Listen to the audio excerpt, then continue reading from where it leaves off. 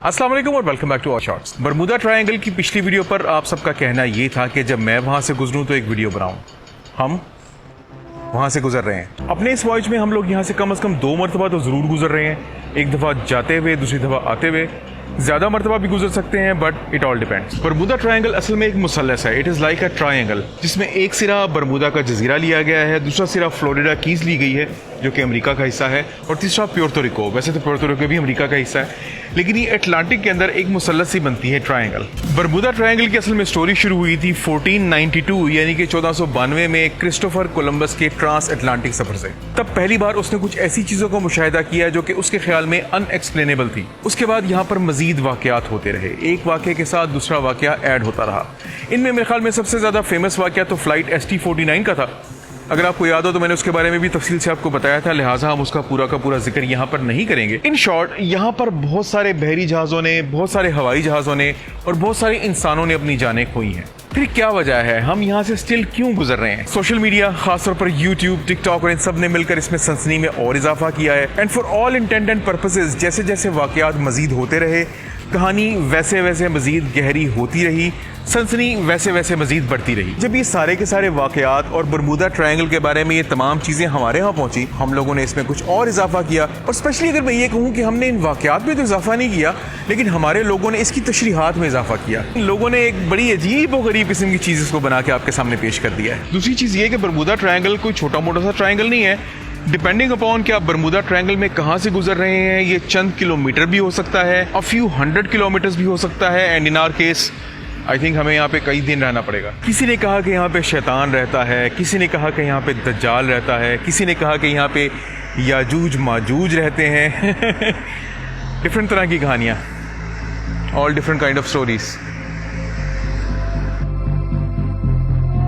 आप अभी अपने कंप्यूटर पे जाएं, फ्लाइट रडार पे जाएं और फिर वहां पे देखें कि बरमुदा ट्रायंगल का ये जो ट्रायंगल मैंने आपको बताया था ना, इसमें कितने हवाई जहाज इस वक्त उड़ रहे हैं। बेतहाशा हवाई जहाज इस एरिया में से हमेशा उड़ते हैं। फिर अगर आप चाहते हैं तो marinetraffic.com पे चले जाएं, एक और वेबसाइट है, वहां पे आप इस वक्त देखें कि कितने जहाज यहाँ पे चल रहे हैं। बहुत सारे जहाज। हम यहाँ से बहुत मरतबा पहले भी गुजर चुके हैं, हम आज भी गुजर रहे हैं और हम आइंदा भी गुजरते रहेंगे। पहले मैंने आपको जहाज की स्टारबोर्ड साइड पे बरमुदा ट्रायंगल दिखाया था, यानी कि जहाज की स्टारबोर्ड साइड पे जो हिस्सा था, ये सारा का सारा एरिया जो आपको नजर आ रहा है, ये जहाज की पोर्ट साइड है, यानी कि जहाज की लेफ्ट साइड पे जो बरमुदा ट्रायंगल का एरिया है।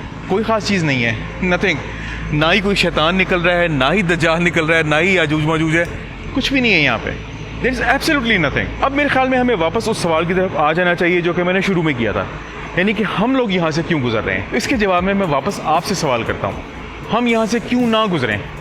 अगर आप लोग इस चीज़ पे बिलीव करते हैं कि यहाँ पे कोई ऐसी कुव्वत मौजूद है तो वो आपका बिलीव है, हम तो यकीन नहीं करते।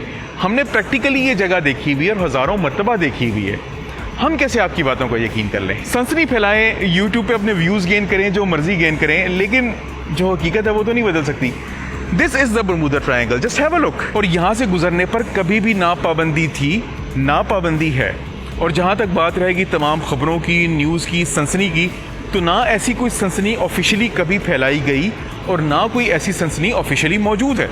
अगर हम यहाँ की भी बात करें तो मैगजीन्स, यूट्यूब चैनल्स और इन सब के अलावा कभी ऑफिशियली किसी ने आपको ये बात बताई कि यहाँ पे कोई चीज़ मौजूद है? हम इसको अपनी आंखों से देख रहे हैं और आज मैं आपको आपकी आंखों से दिखा रहा हूँ। आपको कोई चीज़ नज़र आ रही है तो आप मुझे बता दें।